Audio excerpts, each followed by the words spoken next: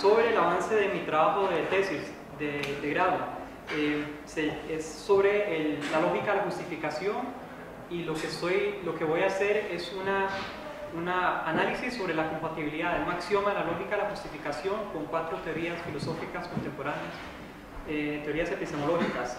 Primero que nada voy a dar los antecedentes de la lógica de la justificación. En mi investigación he logrado caracterizar o encontrar 2 focos centrales de la lógica de la justificación, 2 focos centrales distintos. Uno es la lógica de la probabilidad con V, y otra es la lógica epistémica. La conjugación de estas 2 lógicas da nacimiento o da surgimiento a la lógica de la justificación. Entonces, primero con la lógica de la probabilidad. Kurt Gödel consideró inicialmente en un trabajo del 33 el operador modal de necesidad como un operador de probabilidad o demostrabilidad matemática, es decir, el operador modal de es necesario que, Gödel lo leía como es demostrable en aritmética de Peano, por ejemplo. Las intenciones de Gödel era formalizar o dar un sistema lógico de lógica intuicionista. No obstante, Gödel no logra ofrecer una exposición satisfactoria de la idea. Lo que falla en la idea de Gödel es la formalización de una semántica para la lógica de la probabilidad. Entonces, el proyecto de la lógica de la probabilidad queda abierto, queda irresuelto. Bueno, como vemos, estos son extractos, no los he traducido, mis disculpas. Artemov en el 2008 citaba el problema de la construcción, de la formalización de una semántica para la lógica de la probabilidad. Y Artemov, Sergei Artemov, es un matemático, ahora trabaja en el CUNY, logra en los 90 resolver el problema de la semántica para la lógica de la probabilidad. Con esto, pues, resuelve uno de los problemas de Gödel, uno de los problemas abiertos de Gödel. Ahora bien, otra lógica que es enteramente distinta es la lógica epistémica. Hintikka, entre otros, tomando como insumo los avances en semántica de mundos posibles, formaliza la lógica epistémica, y bueno, con la lógica epistémica se pretende modelar la dinámica del conocimiento. Igual, la lógica epistémica es una lógica modal. Nótese cómo ambas, la lógica de la probabilidad y la lógica epistémica, comparten en ser una lógica modal. En la lógica epistémica, el operador modal se lee como se sabe que, o es conocido que. También es posible ampliar esta lógica epistémica para varios agentes epistémicos, o existe lo de la lógica doxástica, que es para creencias.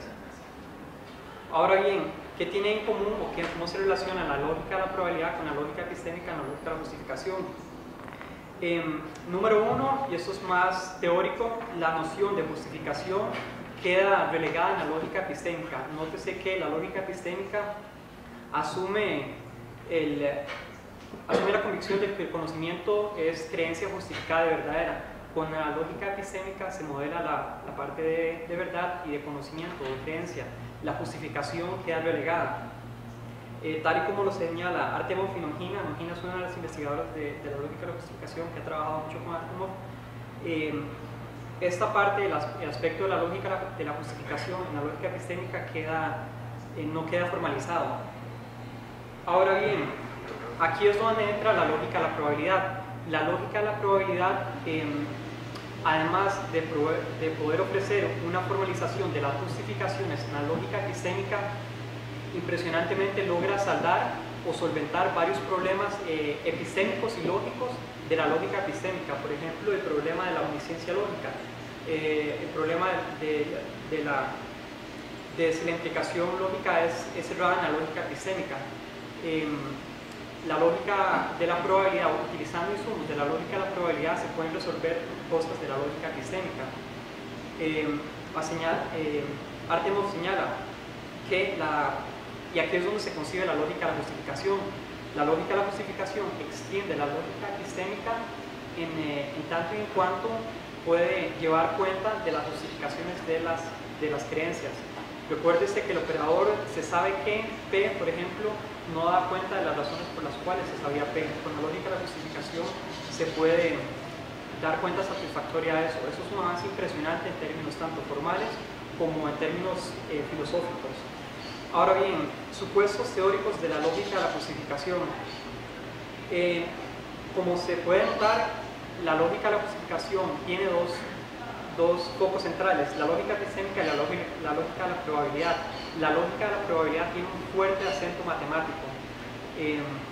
La lógica de la probabilidad se reduce, por ejemplo, al ámbito de las teorías matemáticas. Por ejemplo, es demostrable en la aritmética de Peano o en alguna otra teoría matemática. Sin embargo, en la lógica de la justificación se desplaza la justificación o las pruebas en un sentido matemático a la justificación en un sentido epistémico. Bueno, esta cita es ilustrativa de eso. Artemov señala que la lógica de la justificación introduce una noción matemática de la justificación. Ahora bien, sumado a esto, es patente en la literatura consultada que la lógica de la justificación asume propiedades operacionales de la lógica de la probabilidad para la lógica epistémica. Esta otra cita ilustrativa, ¿verdad?, que dice que seducen principios del conocimiento y la justificación de las leyes de la probabilidad. Todo esto será retomado posteriormente. Otra cita ilustrativa, ¿verdad?, de cuál es el fuerte acento matemático de la lógica de la justificación. Ahora bien, ese tránsito se ve como una optimización, digamos, se ve como que lo que aporta la lógica de la probabilidad, la lógica epistémica, mejora la concepción de la comprensión epistémica de la justificación. De nuevo, otra cita que es ilustrativa de la idiosincrasia matemática, ¿verdad?, de la lógica de la justificación. Ahora bien, otra de las cuestiones centrales, teóricas, metodológicas de la lógica de la justificación es que la ontología de la justificación no es problematizada. Es decir, si la justificación es de base empírica, de base mental, lo que fuera, eso no es problematizado. La estrategia de la lógica de la justificación consiste en introducir propiedades operacionales de las justificaciones con independencia de alguna lectura en particular, que sea una lectura empírica, una lectura mental, lo que fuera. Ahora bien, por eso digo que las justificaciones tienen un papel funcional más que un papel ontológico. Artemov, otra cita que es ilustrativo de esta tesis, en el cual ellos no se comprometen de ninguna manera con alguna lectura en particular de las justificaciones. Vamos a ver, esta aproximación funcional sobre el concepto de la justificación pues claramente representa una economía en la formalización de la justificación, ¿verdad? Sería raro que haya una lógica de la justificación para cada lectura o de acuerdo a cada estructura ontológica de las justificaciones. La idea es hacerlo lo más general posible. Igual otra cita ilustrativa, ¿verdad?, de la tesis que sostengo. Ahora bien, se va a la parte de los axiomas. Todo esto eran los antecedentes y supuestos teóricos generales. La lógica de la justificación es un conjugado de la lógica modal, el sistema S4 de la lógica modal, junto con la lógica de la probabilidad.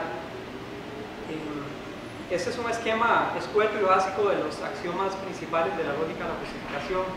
El primero es el axioma de aplicación, el segundo es de introspección, y el tercero de monotonicidad y el cuarto de factibilidad. Ese es el axioma que yo estoy estudiando para la tesis, el axioma de monotonicidad. Nótese cómo la lógica de la justificación lo que hace es agregar a cada enunciado un subíndice. Ese subíndice lo que hace es llevar cuenta o tener presente sobre la base de que se justifica una proposición. Por ejemplo, en la lógica modal, el operador se sabe KP, diría se sabe que P. En la lógica de la justificación lo que tenemos es se sabe F, por ejemplo, a base de P o sobre la base de F, o S justifica a F. El axioma de aplicación, este es un axioma básico de la lógica de la probabilidad y lo transportan a la lógica epistémica, lógica de justificación. Por razones de tiempo no voy a dar una explicación intuitiva a cada uno, sino solo de monotonicidad. El axioma de introspección, este axioma solo hace una metajustificación de las justificaciones iniciales. El axioma de monotonicidad será posteriormente retomado, entonces no va a tener por razones de tiempo en este momento. El axioma de factibilidad es otro axioma de la lógica de la justificación y básicamente dice que la tenencia de una justificación es condición suficiente para derivar el conocimiento o la verdad del enunciado que se justifica. Ahora bien, existen diversos esquemas axiomáticos de la lógica de la justificación. Estos operadores son los operadores básicos, ¿verdad?, de la lógica de la justificación, y según se permuten esos operadores se pueden crear variaciones esquemáticas. Por ejemplo, hay esquemas axiomáticos que omiten estos operadores, o ese operador, o ese operador. El interés de mi tesis es que este operador de monotonicidad. Fitting en el 2005 postula que es apropiado considerar esquemas axiomáticos que omitan esos dos operadores, y ha habido mucha discusión sobre si el operador de monotonicidad, el operador de suma, es necesario o indispensable en la lógica de la justificación. Hay discusiones, ¿verdad?, en literatura, pero el consenso es que ya se han demostrado, ya se han llevado a cabo las demostraciones de consistencia y completitud para esquemas axiomáticos que omitan el operador de monotonicidad. Igual Buccelli, en su disertación doctoral del 2009, ponen de manifiesto lo difuso que puede ser el operador de monotonicidad, ¿verdad?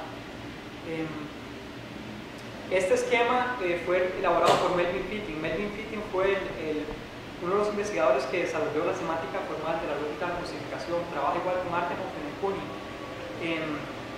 Fitting ha trabajado muchísimo la semántica formal de la lógica de la justificación. Y una particularidad de los esquemas axiomáticos de la lógica de la justificación que omiten la propiedad de monotonicidad es que no tienen contrapartidas modales. Es decir, no hay sistemas modales que puedan ser directamente referidos a esos esquemas axiomáticos que omitan esa propiedad, ¿verdad? Es un tecnicismo curioso, ¿verdad?, pero no pone en tela de juicio la pertinencia teórica de los sistemas axiomáticos sin esa propiedad. ¿Por qué esa propiedad es problemática en primer lugar? ¿Por qué estoy investigando sobre esa propiedad? Bueno, primeramente recordemos que esta es la propiedad. Existen varias explicaciones sobre el axioma de monotonicidad o qué quiere decir esta propiedad. He encontrado en la literatura dos sentidos que no son necesariamente contrarios, pero no convergen del todo. Uno es el sentido pasivo y otro es el sentido activo. El sentido pasivo hace hincapié o señala que la monotonicidad no ejecuta una acción epistémica o no lleva a considerar una acción epistémica por parte del agente epistémico, sino que es simplemente la recepción o la admisión de justificaciones adicionales a la justificación inicial. Es decir, si tengo una proposición justificada por, digamos, si S justifica P, el axioma de monotonicidad en ese sentido diría que P justificado por S es tan válido como P justificado por S más cualquier otra justificación. Es decir, se pueden adicionar o concatenar justificaciones sin que el valor inicial de la proposición cambie. Eso es lo mismo. Igual ilustraciones, ¿verdad?, en la literatura del sentido pasivo de esta explicación del axioma de monotonicidad. Ahora bien, el sentido activo del axioma de monotonicidad lo que alude es que este axioma lo que hace es conjugar justificaciones.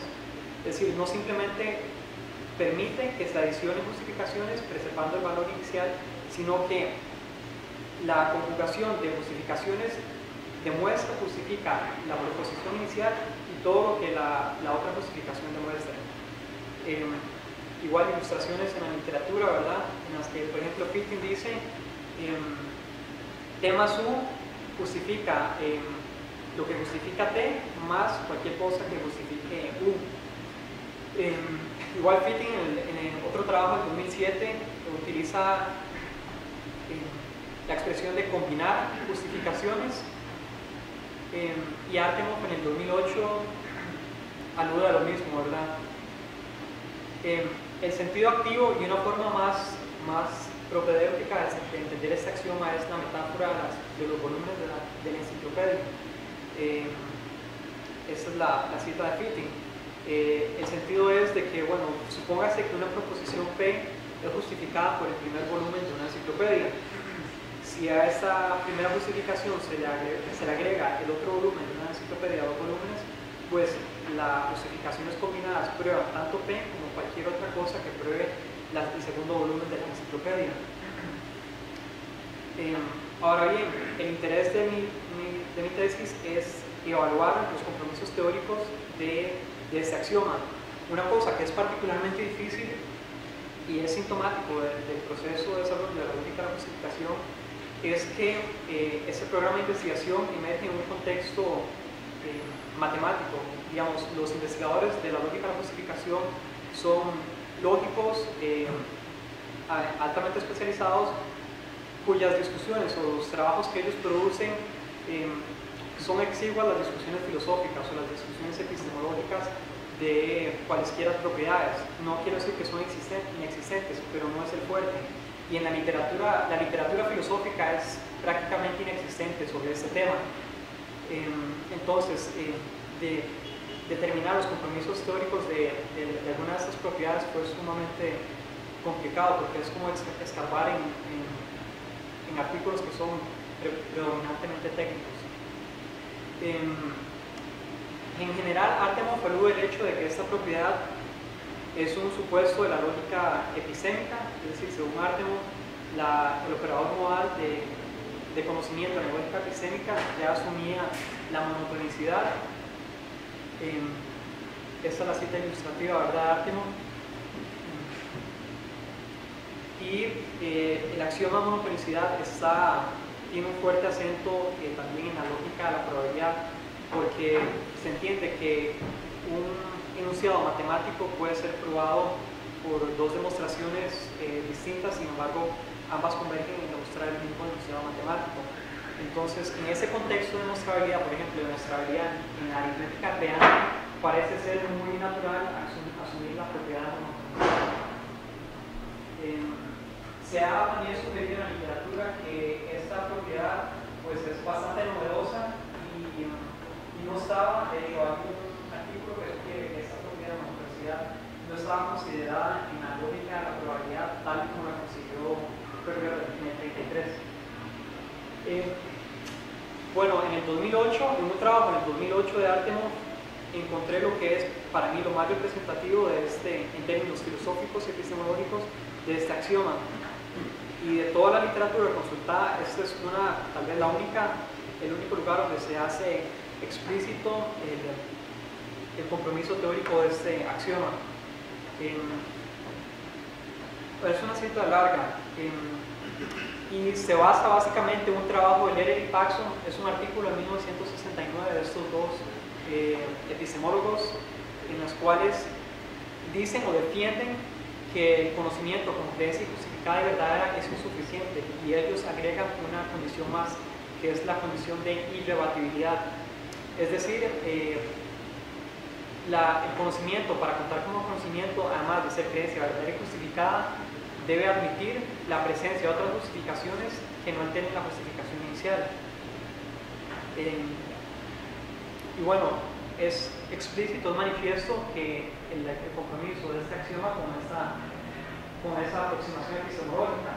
Esta es la cita de Artemov en el trabajo del 2008, en la que hace manifiesto el compromiso epistemológico de este axioma. Básicamente, tal como dice Artemov, este axioma es la formalización lógica del compromiso de la sugerencia de Lehrer y Paxson, ¿verdad? Ahora bien, ¿cuál es el problema de este axioma de monotonicidad en el contexto de la lógica epistémica? Bueno, primero, la lógica de la justificación se compromete con una aproximación al conocimiento como creencia verdadera y justificada. Sintomático de esto es que hace poco tuve acceso a un artículo de Artemis, no está publicado, es un borrador que se titula Lógica de la justificación cuando el conocimiento es creencia verdadera y justificada. No obstante, a través de este axioma se incorpora una cuarta condición, que es la condición de irrebatibilidad, la condición epistemológica de irrebatibilidad. Ahora bien, ¿por qué puede ser problemático esto? Bueno, primero que nada, no sé si es por desprolijidad filosófica de estos lógicos, ¿verdad? Pero la irrebatibilidad en el contexto de la lógica epistémica o la epistemología en general es una propiedad muy fuerte para ser demandada a agentes epistémicos. Además, esto, o lo que lleva hasta el momento, abre las puertas a evaluar la correlación de la lógica de la justificación con diversas teorías contemporáneas de la justificación. Es decir, si la lógica de la justificación se compromete con esta propiedad epistémica, bueno, cómo eso la vuelve incompatible con varias teorías de la justificación, ¿verdad? Y además, como dije en el inicio y como recalqué, existen fundamentos técnicos para considerar esquemas axiomáticos de la lógica de la justificación que admitan esta propiedad, ¿verdad? Entonces, si existen fundamentos técnicos para asumir eso y si existen fundamentos filosóficos, epistémicos para que sea deseable declinar esta propiedad, pues bueno, creo que es necesario que se discuta, ¿verdad?, el asunto. Y básicamente ese es el tema de tesis mío y por donde lo he trabajado hasta el momento. Sí, eso sería.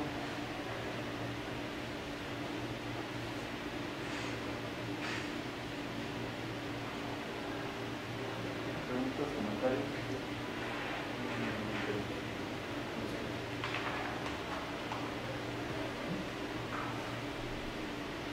Sobre este asunto de la irrebatibilidad, me parece que es sumamente fuerte.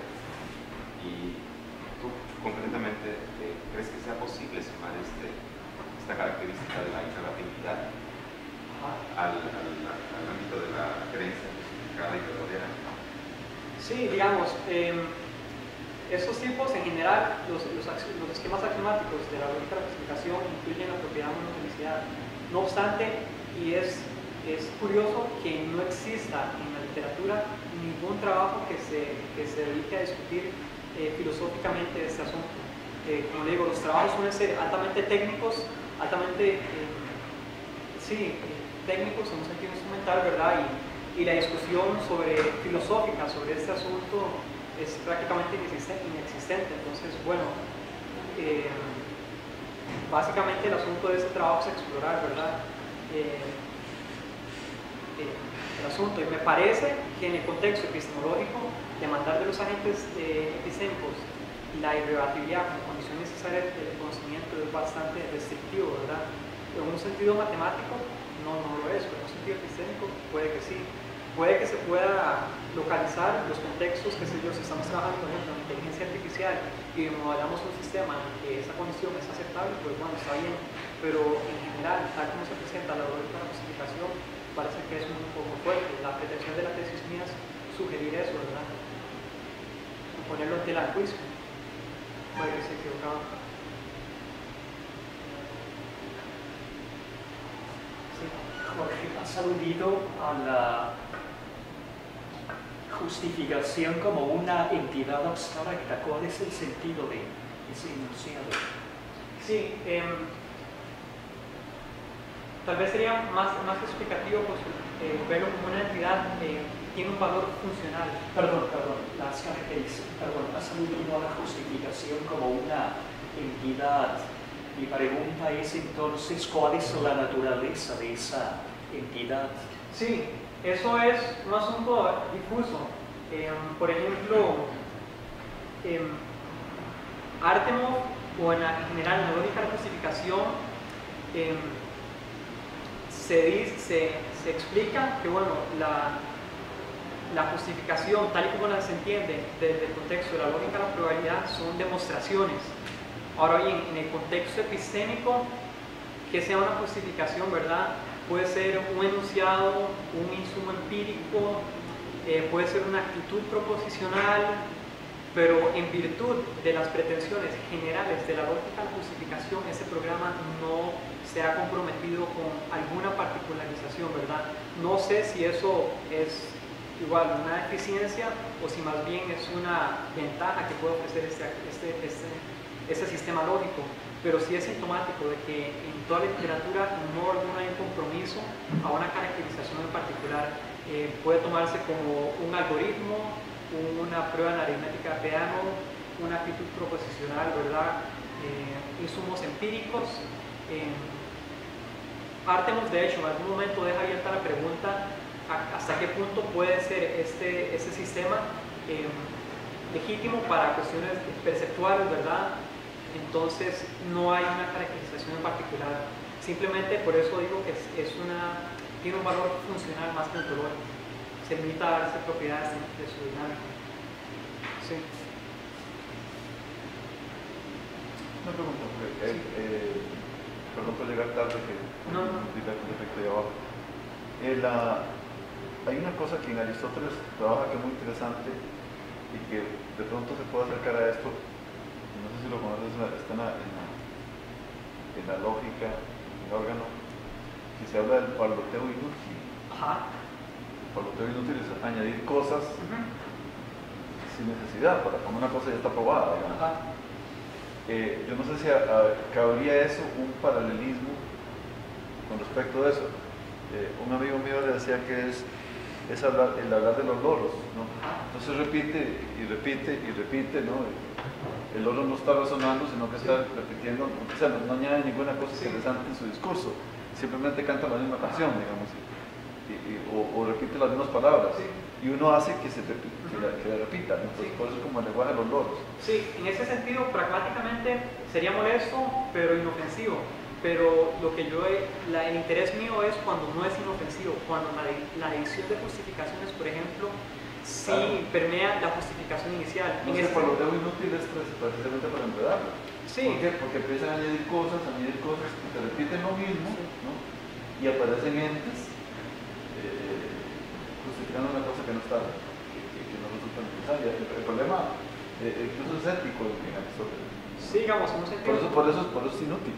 Sí, digamos, en un sentido, tómate por ejemplo en el contexto de la probabilidad en la aritmética de Peano, bueno, si tenemos un enunciado matemático y tenemos una prueba para ese enunciado, pues podemos agregarle, hay como no sé cuántas pruebas del teorema de Pitágoras, agregar pruebas para justificar el teorema de Pitágoras, pues resulta, que si yo, pretencioso, erudito, molesto o inofensivo en el mejor de los casos.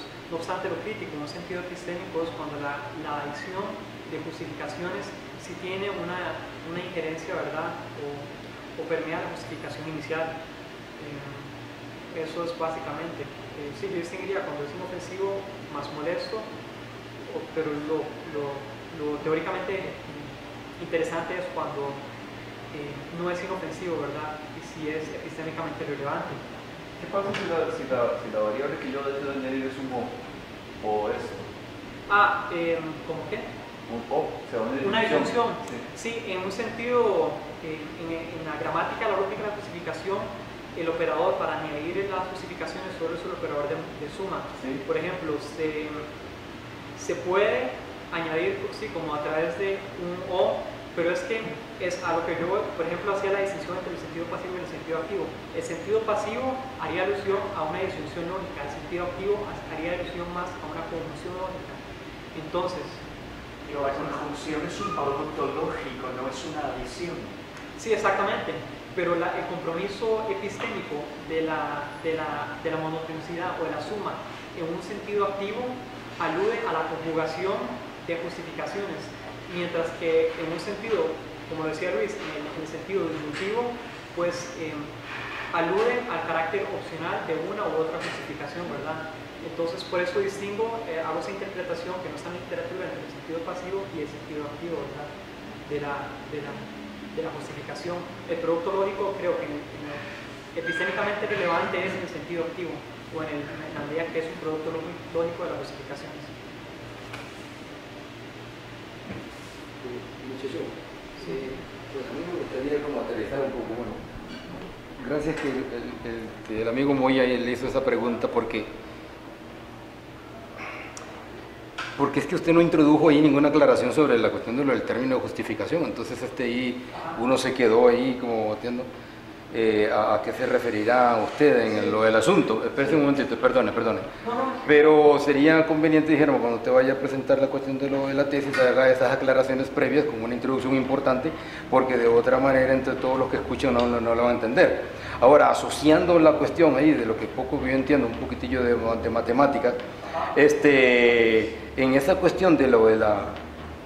Si mal no recuerdo, usted dijo algo así como que se podría suprimir la cuestión del elemento de la S, o sea, frente a la cuestión de la adición.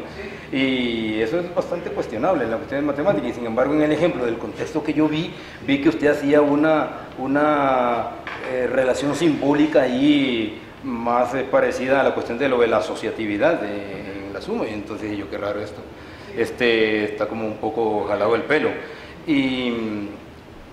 Y entonces no me sé. Y luego, ahora con el ejemplo que usted puso al final, aclarándole a Luis, en relación, tocó el teorema de la cuestión de Pitágoras, debo entenderle entonces de su tesis que por ejemplo, la cuestión de los corolarios derivados del teorema de Pitágoras, entonces son cosas como demás, porque lo que usó Luis era como que no tenía mayor importancia, pero sería falso, porque los corolarios en el teorema de Pitágoras son importantísimos y sacados de la cuestión de la geometría, que han resultado sumamente valiosos para la comprensión por parte del estudiante.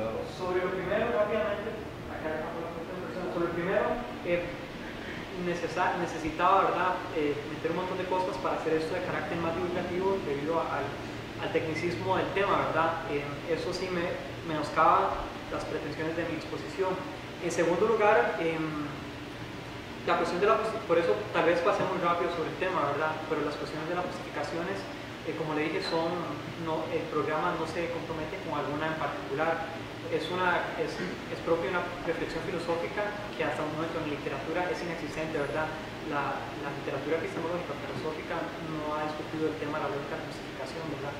Con relación a lo tercero, la dispensabilidad no es de lo corolario de, por ejemplo, una demostración del teorema de Pitágoras o un enunciado matemático. Simplemente que sobre un enunciado matemático puede haber más de una demostración. Una demostración es condición suficiente para probar o justificar el enunciado matemático. Si se quiere adicionar otras justificaciones, pues bien, se puede hacer, no obstante, ya el enunciado fue inicialmente justificado. La dispensabilidad es en un sentido de condición suficiente. Sí, condición suficiente. Si un algoritmo S justifica un enunciado matemático P, pues creo que en un sentido epistémico podemos estar satisfechos, ¿verdad?, de ese asunto. Puede adicionarse más. No hice referencia a la dispensabilidad de corolarios, sino a pruebas de un enunciado matemático. Y sí, me disculpo porque es mucho y bueno, para darme a entender tengo que pasar muy rápido por ciertas cuestiones, entonces tal vez no me... Y luego, con el debido respeto, yo le daría una recomendación más de veterano que joven como usted. Para la cuestión del aspecto, digamos, formal de presentar una tesis, mire, yo lo calificaría mal, porque la presentación ha dejado mucho que decir. Entonces, por favor, corrija algunas cuestiones de ortografía ahí, muy evidentes. Y después, la cuestión de las necesarias aclaraciones, dijéramos, para un supuesto público que le va a escuchar y que no necesariamente, dijéramos, está a pie juntillas en su ramo, ¿verdad? Sí, ciertamente. Y esta es la cuestión de las citas, dijéramos, en la cuestión de otro idioma, me parece un error. Me disculpo porque, bueno, el contexto, supongo que el contexto de un artículo sobre este tema, el público es diverso, no obstante, la pretensión de esta ponencia es simplemente que sea de carácter divulgativo a la comunidad de aquí de la escuela, ¿verdad? Y sí, tengo fallas, ¿verdad?, inherentes por cuestiones de Muchas gracias, Bob.